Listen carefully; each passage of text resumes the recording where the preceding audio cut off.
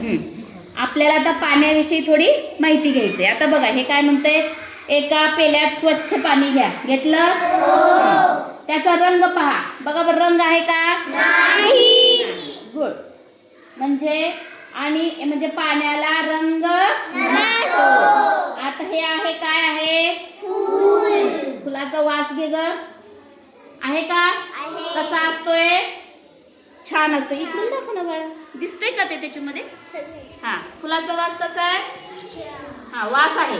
मग पाण्याचा वास घ्या. पाण्याला वास असतो का? हो. आता हे फळ आहे, हे फळ खाऊन बघ, तू खाऊन बघ. हा, फळाला चव असते, होय की नाही? पण पाण्याला चव आहे का?